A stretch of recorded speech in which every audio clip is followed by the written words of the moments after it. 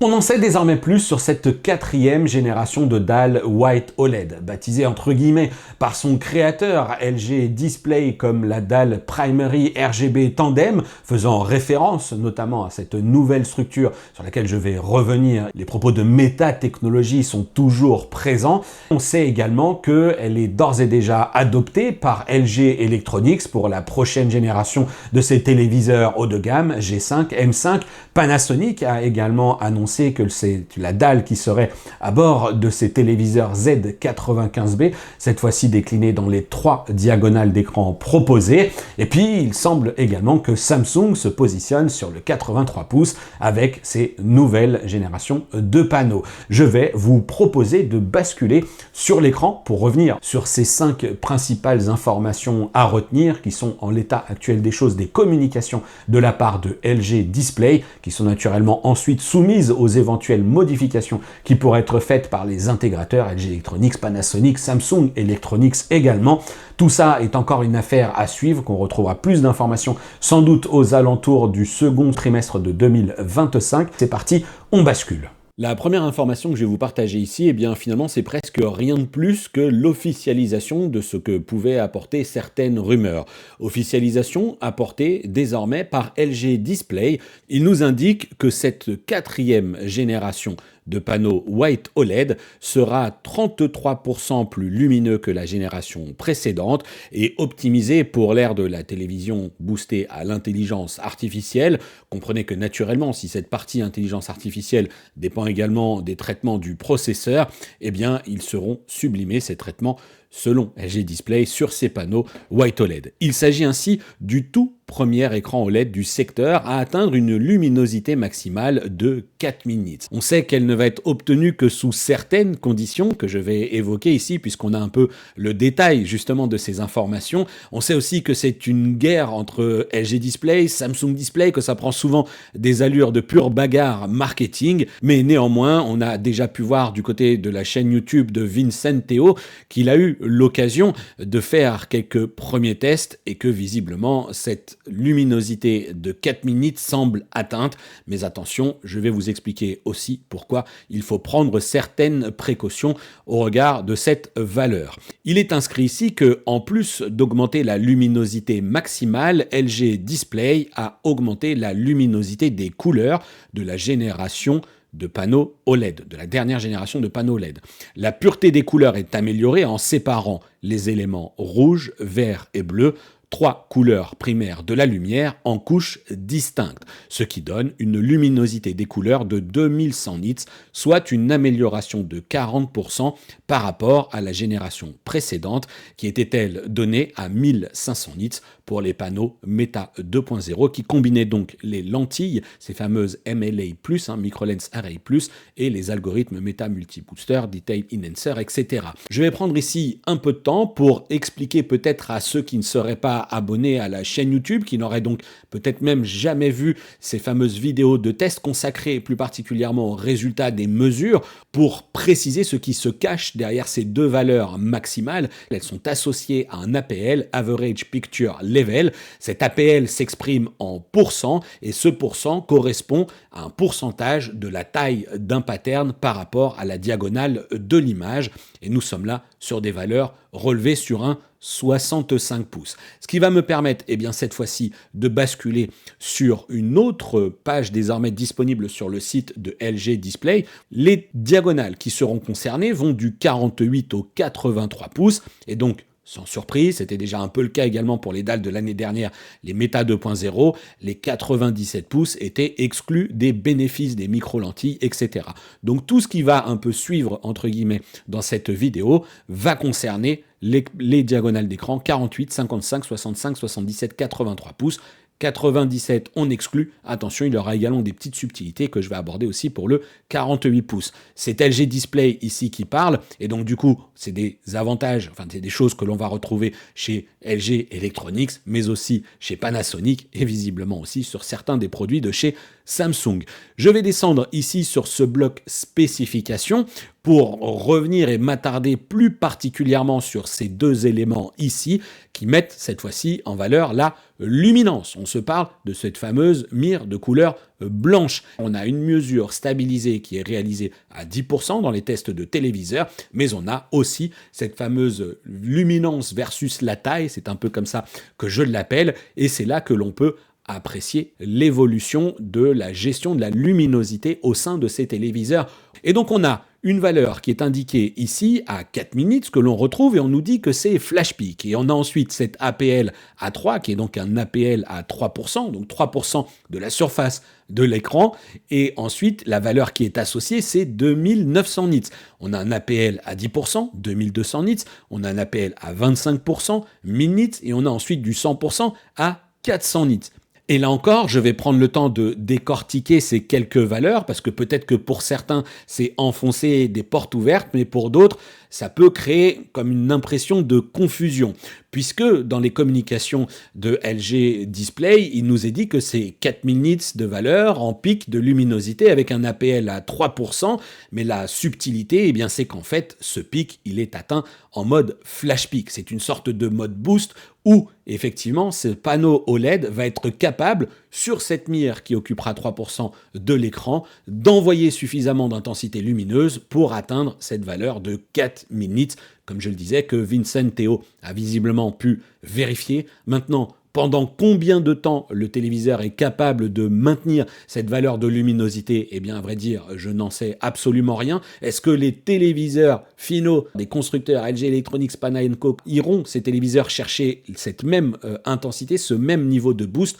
Et j'ajouterais également, je pense, sans prendre trop de risques, basé sur mon expérience de testeur, que cette valeur de 2900 nits, qui est annoncée ici avec cet APL à 3%, ne devrait pas tenir très très longtemps dans la mesure, dans la durée, de même que peut-être aussi que ce 2200 nits pour le 10% sera également bridé à un moment par l'électronique. En tout cas, ce qui est sûr, c'est que pour une même portion à 3%, vous le voyez qu'on a ici 1100 nits d'écart. Est-ce que c'est grave? Est-ce que c'est pas grave? Eh bien, les prochains tests nous le diront.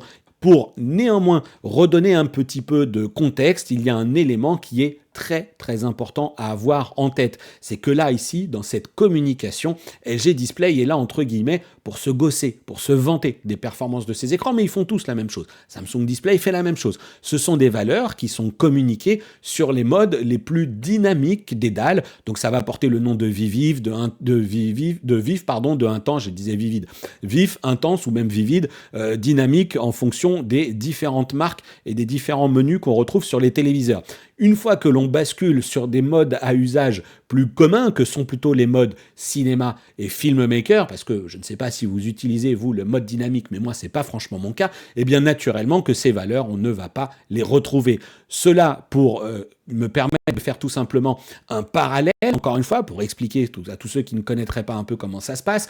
Ici, vous avez les résultats des mesures sur la valeur du pic de luminosité à 10% en mode cinéma HDR, précal, donc avant calibrage, d'un 65 OLED G4.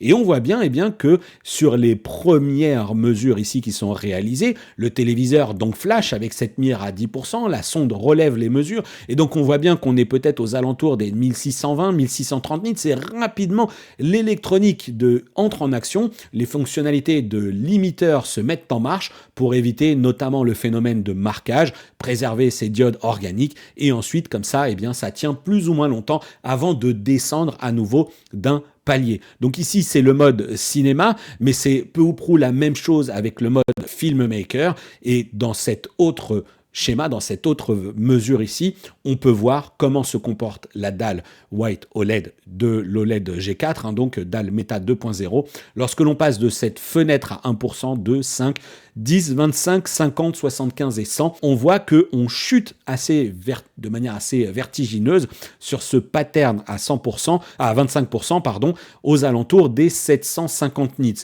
Donc gardons ces deux valeurs un instant en tête, environ 1600 nits à 10%, ça chute à environ 750 nits à 25%, et remettons cela dans le contexte de cette dalle OLED de 4e génération, attention, dans son mode vivide, et on voit que l'on chute ici de 2200 à 1000 nits, on perd 1200 nits. Et puis ce qui est surtout intéressant aussi à retenir, c'est que là où l'OLED G4, eh bien finalement, voyez sa courbe se terminer aux alentours des 245 nits, ici ce sera plutôt aux alentours des 400 nits avec à 100%. Donc ce qui correspond à des évolutions, je vais juste rappeler que LG Electronics a dit que le G5 serait 3 fois plus lumineux qu'un téléviseur de la série B, c'est-à-dire que par rapport à un téléviseur OLED white classique, un white OLED classique, ce sera 200% plus lumineux sur un APL à 10%, je crois, ils ont dit, ou 3%, je ne sais plus, je crois qu'ils ont dit 10%. Et surtout, sur la luminosité à 100%, ils nous ont dit que le G5 serait 40% plus lumineux que le G4, ce qui nous avait permis de se dire qu'on serait aux alentours des 300-350 nits environ, sans doute plutôt, cette fois-ci, dans des modes cinéma et filmmaker. Voilà, c'est peut-être l'information qui est finalement la plus intéressante à retenir sur cette logique de luminosité, c'est comment la dalle va se comporter. On voit que de toute façon, il y aura à nouveau cette chute vertigineuse de la luminosité qui est présente en raison des protections notamment qui s'appliquent. Il est indiqué ici que LG Display a réduit la température, on aura une moindre consommation, ce qui me permet juste de mettre ici un petit peu de contexte, c'est que j'ai sollicité Panasonic du fait qu'ils évoquent que dans le Z95B, ils ont intégré un système Thermal Flow et je leur ai posé la question en leur disant de quoi s'agit-il? Est-il toujours question de ce dissipateur thermique qui se matérialisait sous la forme d'une feuille d'aluminium? Et ils m'ont tout simplement répondu que non, ce n'est pas un dissipateur thermique mais une technologie de refroidissement. Là encore, Vincent Teo était sur place, il a fait des images, on voit qu'il y a cette boîte qui diffuse cette espèce de brume, on la voit aspirer par le bas et ressortir par le haut et pour cela, eh bien, le nombre de fentes d'aération par rapport à l'année dernière a été réduit. Comprenez par rapport au Z95A, la position du caisson de basse et des haut-parleurs a été optimisée de sorte que le flux d'air est désormais plus fluide, plus efficace. C'est nécessaire pour obtenir cette luminosité plus élevée. Sinon, nous serions là juste sur un panneau LG à 4 piles et donc c'est une information que Panasonic m'a partagée. Donc dans la mesure où on savait, élément également que je n'ai peut-être pas partagé jusqu'à présent, on savait que ces nouveaux panneaux OLED, eh bien, disaient au revoir à ces surcouches de micro-lentilles, il n'y en a plus et visiblement, il n'y aurait plus non plus de système de dissipation thermique à bord de ces nouvelles dalles. Deuxième chapitre ou deuxième argument de cette nouvelle génération de dalles, LG Display nous fait un peu le coup des noirs plus noirs que noirs. C'est pas la lessive qui lave plus blanc que blanc. C'est les téléviseurs OLED qui vont débarquer, vont être capables, eh bien finalement, de faire encore mieux que tout ce que vous aviez vu, alors que vous pensiez déjà que les téléviseurs OLED affichaient des noirs absolus. Eh bien visiblement, il est encore possible de faire mieux. Alors, comment ils expliquent ça? Eh bien déjà, ils reconnaissent que bah oui, un téléviseur OLED, c'est des dalles brillantes et on voit beaucoup de reflets sur les téléviseurs. C'est ce qu'ils nous disent ici, que la reproduction des couleurs d'un écran est affectée par la lumière extérieure. Comme l'écran reflète la lumière ambiante dans une pièce lumineuse, le noir peut paraître gris ou les reflets superposés d'objets proches peuvent perturber l'expérience visuelle. Ils font référence également par exemple aux meubles qui se reflètent dans la dalle en plein jour. Ça c'est quelque chose dont je vous ai beaucoup parlé sur la chaîne. Vous connaissez ma configuration de mon salon, vous savez que c'est un véritable sujet, salon exposé plein sud.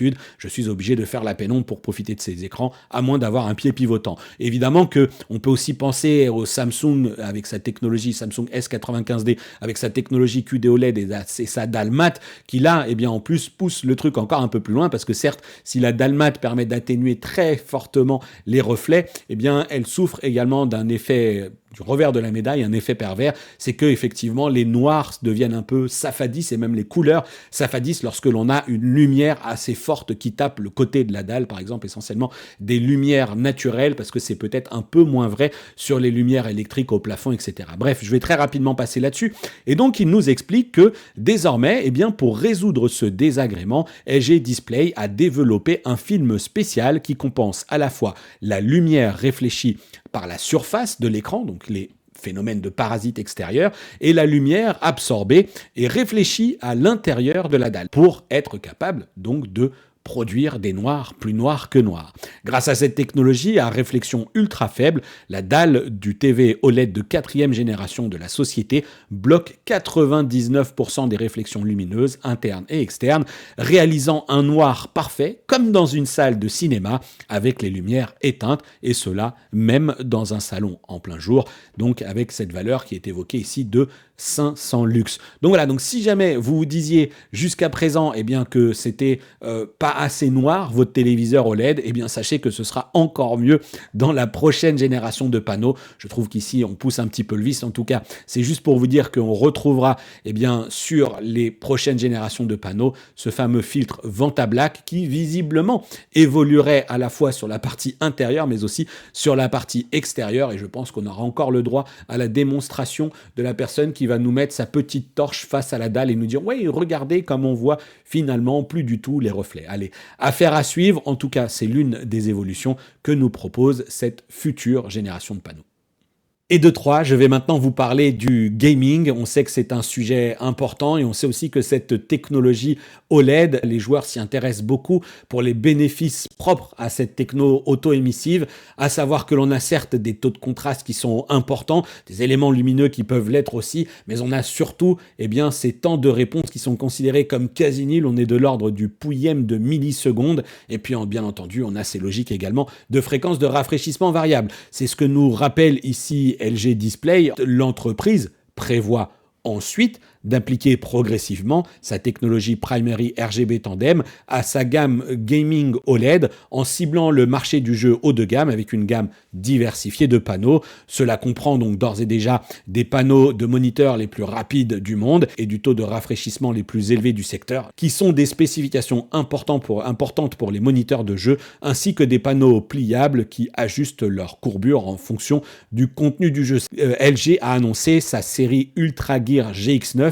qui se compose de 2 modèles de 45 pouces. Tous les deux sont en 5K par 2K, mais on a d'abord ce 45 GX 990 qui est lui le modèle flexible qui peut passer d'un écran plat à une forme incurvée 900R, là où le second modèle, qui est le 45 GX 950A, fait lui appel à une dalle incurvée 800R de 45 pouces, 21/9 ici. Il y a juste un point que je vais vous inviter, si vous le souhaitez, à commenter, puisque je ne suis pas un expert du monde du gaming. Ici, on voit qu'on a une disposition des sous-pixels rouge, bleu, vert, blanc et bleu. S'agit-il déjà d'une forme de ce tandem OLED que l'on sait que certains d'ailleurs l'ont déjà mis dans des tablettes? Bon, est-ce que c'est la même chose? Est-ce que c'est tout simplement aussi en référence à ce 4e pixel blanc que l'on retrouve sur les téléviseurs White OLED? Voilà, pour moi là-dessus, j'ai un petit instant de doute parce que je lis le communiqué de LG Display qui dit que c'est progressivement que ça va migrer, mais ce produit qui est annoncé dans le cadre du CES, est-ce qu'il fait déjà appel à ça, puisque dans la mesure où il va être lancé, on n'a pas encore de prix, etc. pour ces produits. Bon, je vous invite à vous exprimer si vous le souhaitez dans l'espace commentaire. Moi, encore une fois, je ne suis absolument pas expert sur cette partie gaming. Le LG OLED G5 arrivera avec une dalle qui est capable d'afficher une fréquence de rafraîchissement variable 4K 165 Hz, et donc c'est notamment le premier taux de rafraîchissement variable VRR 165 Hz du secteur. Donc on va aller voir ce que nous dit ce petit 5 qui là aussi va permettre tout simplement d'apprendre qu'en fait c'est réservé aux 55, 65, 77 et 83 pouces, et donc le fameux 48 pouces en est exclu puisqu'il est lui aussi en gamme.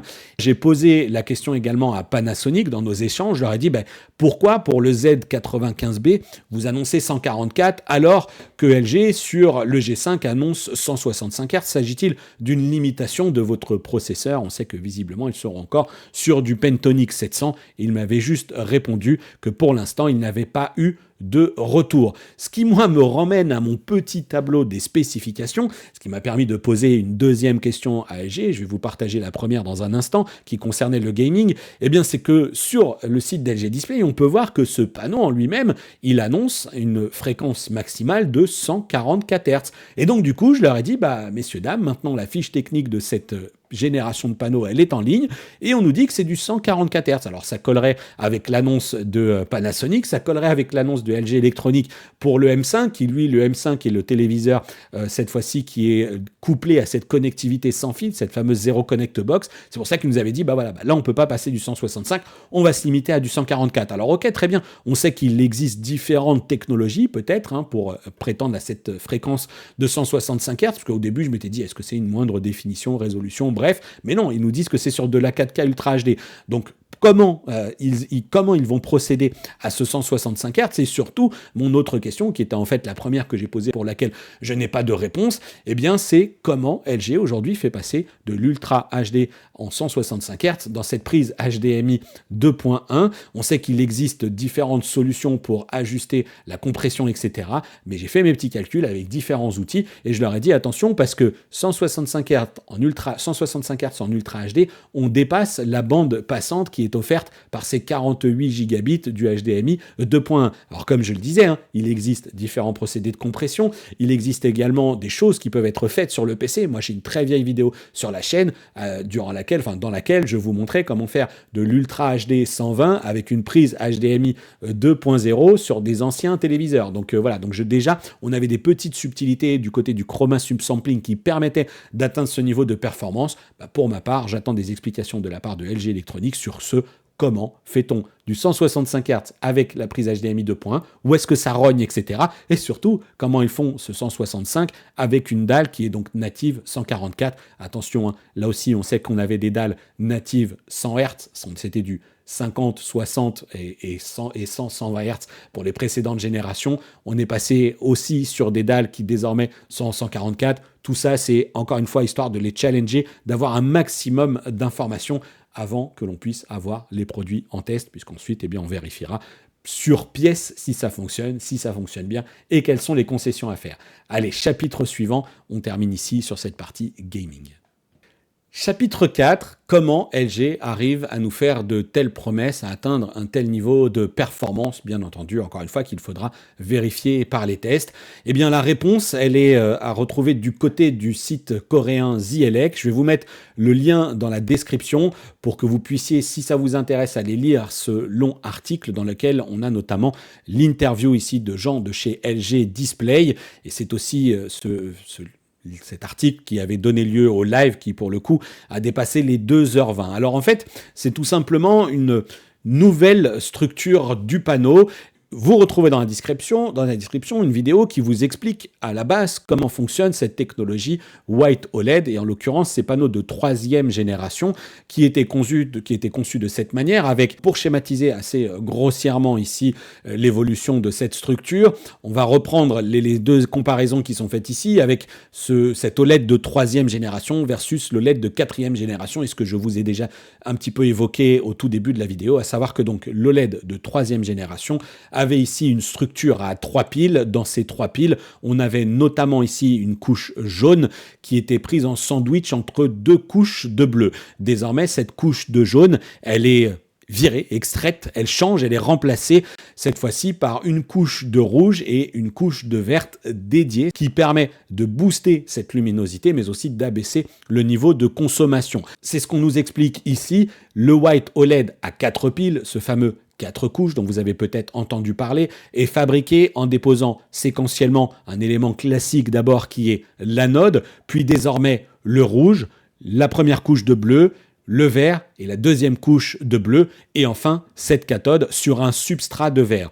White OLED affiche la couleur en faisant passer la lumière blanche créée par plusieurs couches électroluminescentes à travers un filtre de couleur. Le White OLED existant était un produit structure 3 piles qui utilisait donc le bleu, le jaune et un bleu. Et en fait, dans ces 3 piles, le fameux jaune était formé par une couche qui mêlait à la fois le jaune et le vert. Et désormais, on est bien sur un vert et un rouge différents. Et donc, c'est ça qui, encore une fois, permet ces évolutions. Le lien est dans la description. Vous pourrez aller consulter un petit peu plus les informations si vous le souhaitez, mais c'est ce qu'il faut retenir si je ne veux pas me lancer dans le débat. Vous irez voir la fameuse explication en vidéo que je vous ai faite. Ça vous permettra peut-être de recentrer avec cette nuance qui va être liée au bleu phosphorescent. Il est à retenir aussi, il est intéressant aussi de savoir que Samsung Display a développé un QD OLED à 5 piles. Donc là aussi, petite information sur la structure, ce qui me permet juste de dire que les bénéfices qui sont attendus également pour cette technologie, cette génération de panneaux, eh bien c'est aussi un volume couleur supérieur, une couverture colorimétrique étendue. Pour autant, on a une vidéo qui est publiée par LG Display qui affiche ici une couverture colorimétrique de l'espace DCI-P3 de 99,5%. Il faudra voir ce qu'il va en être du côté de cet espace colorimétrique BT2020. Encore une fois, on sait que le QD OLED sur les générations de 2024 atteignait plutôt les 82%, quand le White OLED sur le BT2020 était plutôt aux alentours de 75%. C'était l'un des défis technologiques qui s'opposait à la technologie White OLED, et visiblement, là aussi, celle-ci devrait commencer à gagner un petit peu de terrain, sauf que, on le sait, dans sa structure, là aussi, le QD OLED offre des couleurs plus pures, avec ses quantum dots, etc. Et donc, on devrait avoir un volume couleur qui devrait moins s'affadir dans les hautes lumières, mais tout ça, il faudra le tester. Il faudra sans doute le tester aussi avec des outils très performants. Donc, on s'en reparlera le bon moment lorsque je les aurai en test, mais ça, c'était un petit peu pour revenir sur ces différences par rapport entre Gen 3 et Gen 4. Cinquième et dernier point, enfin si je puis dire, parce que je vous l'ai dit, il y a les choses à retenir, et puis il y aura également en fin de vidéo une forme de bilan global. Cet article de The Elec vous permettra de découvrir l'interview, comme je l'ai dit, d'apprendre différentes choses, notamment sur le fait que Samsung aurait déclaré a priori qu'ils utiliseraient également ces panneaux de 4e génération sur le 83 pouces. Ça, voilà, vous irez lire tout cela. Mais c'est surtout qu'on a un autre élément qui est un peu important et qui va me permettre de baptiser, ou en tout cas de nommer ici ce chapitre, l'OLED pas cher, c'est pas pour demain. On a déjà vu que sur la partie moniteur, clairement, ça sera du haut de gamme. La partie téléviseur, ce sera aussi du haut de gamme. Et qu'est-ce que ça veut dire, le haut de gamme? Eh bien, visiblement, pas forcément des baisses de prix spécialement attendues. On sera non seulement toujours au-dessus des prix des téléviseurs LCD, mais peut-être même au-dessus des prix des téléviseurs haut de gamme OLED actuels. J'en reviens à cette question de The Elec posée aux personnes de LG Display, qui est ici. Lors du CES de l'année dernière, LG Display a déclaré « Nous devrons réfléchir à l'opportunité d'implémenter des nits supérieurs au maximum des 3000 nits en raison des problèmes de coût ». Et il rajoute, la personne de The Elec, un produit de 4000 nits a été commercialisé en 1 an. Je me demande si le problème des coûts a été résolu. Bon, on a vu que dans tout ce que j'ai évoqué juste avant, que ce seraient des produits qui coûteraient cher. Bon, là, ce qui est quand même à comprendre, traduction de cette traduction du site coréen, c'est que l'année dernière, LG Display a présenté les dalles Meta 2.0 et visiblement ils ont dit bon ok, là on a atteint un niveau de performance, si on veut aller au-delà, ça va commencer à coûter bien cher. Bon, c'est en tout cas ce que j'en comprends moi. Et je crois, donc la réponse est ici, je crois que la raison pour laquelle les performances ont été améliorées de 3000 nits à 4000 nits, c'est qu'ils ont expérimenté et compris la valeur qui peut être apportée aux consommateurs par le biais de l'exposition. Encore une fois, traduction un peu hasardeuse, mais grosso modo, la première partie de la réponse élude un peu le sujet. Du coup, ils disent, attendez, nous, de toute façon, finalement, si on s'est motivé à faire mieux, eh bien, c'est tout simplement parce qu'on s'est rendu compte que l'accueil est bon. C'est-à-dire que plus on a de luminosité, plus les gens qui testent nos produits sont contents, et plus finalement, on revient un peu dans cette fameuse course qui, on le sait, les oppose à cette technologie LCD mini LED qui progresse en matière de luminosité, mais qui progresse également en matière de zone de rétroéclairage, etc. Ça devient de plus en plus précis, et donc on sait que cette bagarre, elle se positionne là entre l'une et l'autre des technologies. Mais bien entendu, qu'il rajoute, les appareils OLED ne représentent qu'une petite partie du coût global des écrans OLED, des téléviseurs. Oui, autour de la dalle, il y a tout plein de choses, des haut-parleurs, des châssis, etc. Mais néanmoins, passer de 3 à 4 piles utilise physiquement plus de matériaux. Donc les coûts des matériaux augmenteront quelque peu, mais des activités de réduction des coûts tels que l'efficacité opérationnelle ont été réalisés en interne en 2024. Il a été jugé que le coût global du produit pouvait être maintenu dans une fourchette de prix acceptable pour les consommateurs. LG Display, qui est si friand pour nous partager des augmentations de pourcentage de plus machin et plus bidule, là ils sont bien incapables en tant que LG Display, en tout cas, de s'exprimer sur finalement peut-être un sujet qui leur échappe aussi naturellement, à savoir le coût final du produit, mais ils pourraient très bien dire, bah pour nous ça représente une augmentation de temps, mais bien entendu que stratégiquement ils ne peuvent pas se permettre de le faire. Néanmoins, on le sait, cette technologie va coûter cher, elle va continuer même de coûter cher. Donc vous commencez à me connaître, je vais donner un petit peu de consistance à tout cela, mais encore une fois, les chapitres sont là, si ça ne vous intéresse pas, je vais revenir sur cet article ici de Display Daily qui revenait sur le marché des téléviseurs OLED, mais aussi LCD, etc. Donc on pouvait retrouver notamment ce graphe ici qui recense, grâce à ce rapport ici de la DSCC, qui est le Display Supply Chain, c'est ce qui recense toutes les expéditions de panneaux dans le monde, et on a ce graphe ici qui est assez évocateur, mais que je vais nuancer bien entendu. 2019, on a un marché qui est à moins de 200 millions de pièces, j'estimerais que ça à peu près à 180, 185, peut-être 190 millions de pièces, et dans 2019, on voit que la portion des dalles OLED qui est matérialisée ici par ce petit bout de orange, eh bien finalement est à moins de 2%, je dirais aux alentours des 2%. Naturellement, la suite, vous la connaissez aussi, le Covid, confinement, le gros boom pour ces marchés de la télé avec les foyers qui s'équipent, qui renouvellent pourquoi pas aussi leurs équipements. 2020-2021, on atteint en 2021 un marché qui comptabilise près de 300 millions, on est aux alentours des 280 millions de pièces, et pour autant, cette part de marché des téléviseurs OLED reste quand même assez infime, on est ici aux alentours un peu moins de 3%. 2022, 2023, 2022, le marché commence à descendre. 2023, il atteint un niveau très bas puisqu'on est même en dessous du niveau de 2019. Quand je vous faisais des vidéos pour vous dire que c'était compliqué, eh bien vous en avez ici l'illustration. Mais pour autant, cette part des téléviseurs OLED, elle reste encore assez mince avec là aussi entre 2,5 et 3%. Et la projection de la DSCC tente à confirmer eh bien, que là aussi, même à horizon 2028, bien entendu, ici ce sont des projections, ils estiment qu'on pourrait être sur 4,5% de part de marché, et a priori, si les acteurs ne sont pas décidés à faire baisser significativement le prix, il se peut que la projection soit celle-ci. Pour autant, de manière globale, technologie LCD, mini LED, LCD classique et évidemment OLED, on peut voir ici que le marché en 2024 renoue avec la croissance, et donc ça c'était déjà plutôt un bon indicateur. Je vous dédie ces chiffres, je vais les nuancer puisque bien entendu sur ce bilan global, c'est tout tarif confondu. On se parle du nombre de panneaux écoulés. Et donc, on sait que le prix moyen, jusqu'à il y a finalement très peu de temps, c'était encore le prix qui m'était communiqué, le prix moyen qui m'était communiqué à l'IFA de Berlin, et peut-être même avant, on était sur un prix moyen de 450 à 500 euros. Donc bien entendu qu'à ce niveau de prix, vous n'avez aucun téléviseur OLED.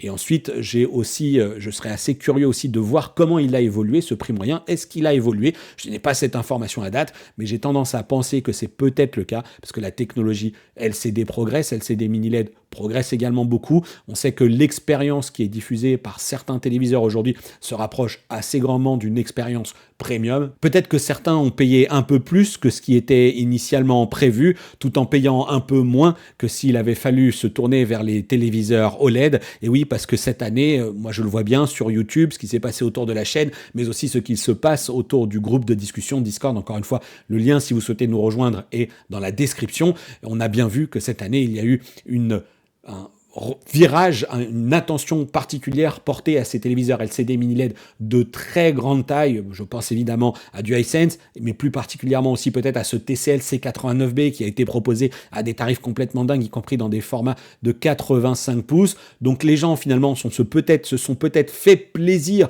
à aller vers de la grande taille, quitte à se faire peut-être certaines concessions, mais c'est sûr, aller vers quelque chose qu'ils n'auraient pas pu se payer s'ils avaient dû se porter vers cette technologie OLED.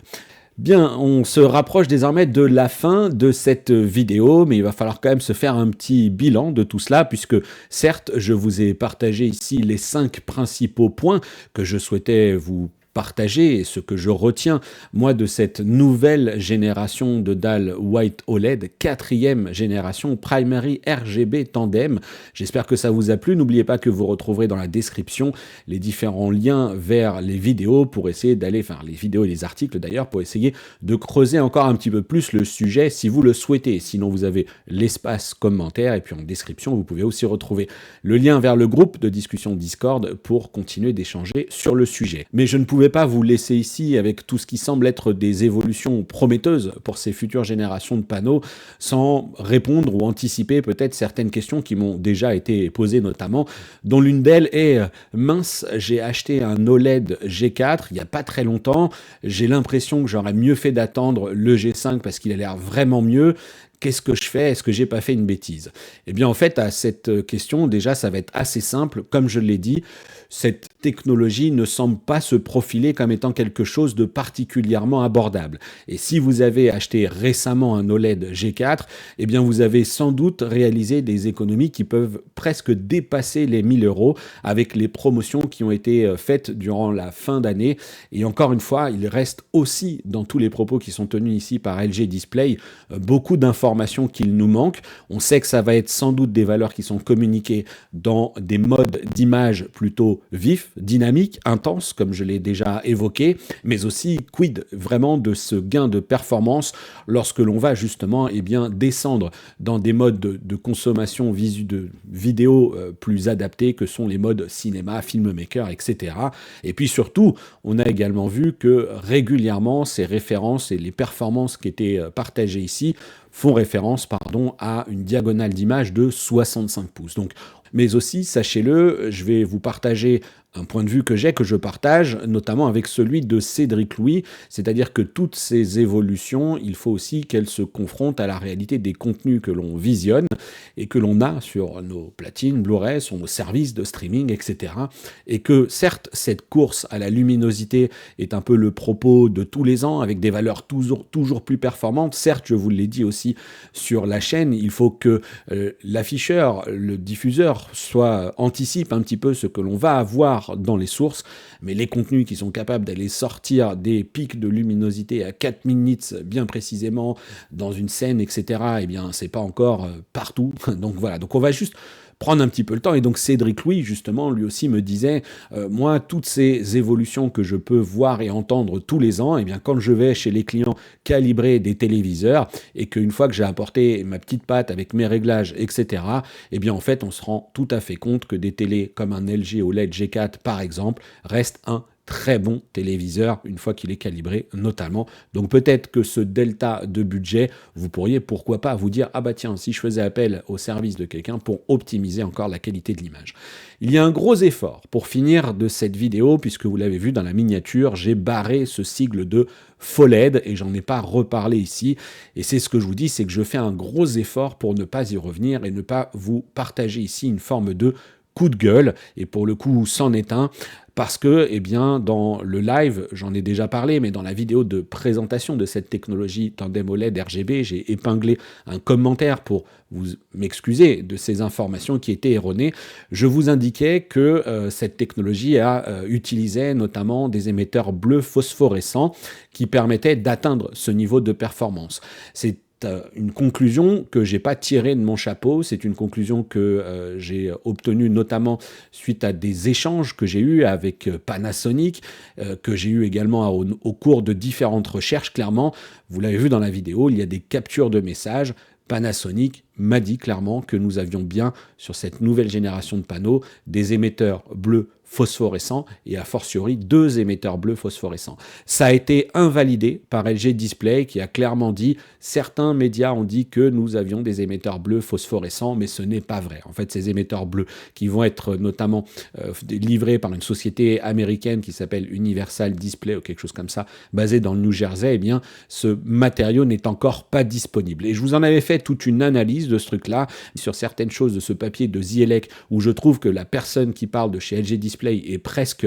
Voilà, vraiment, je ne comprends pas certains des propos qu'elle peut tenir au regard de la technologie LCD mini LED. Je pense que ce monsieur est vraiment là pour défendre sa techno et dénigre presque certaines évolutions également qui sont apportées, le rétroéclairage RGB, la multiplication des zones, etc. Bon, encore une fois, c'était un contre-coup un coup de massue assez lourd, c'était un petit peu la douille collective, puisque, comme je l'ai dit, j'ai parlé de ce bleu phosphorescent. Tous ceux qui ont un petit peu creusé le sujet, et là je vais un peu embarquer mon confrère David César, mais aussi Vincent Théo, qui clairement en a parlé aussi, qui était avec les équipes de Panasonic sur place au CES, et qui en a parlé, qui l'a traduit également comme ça.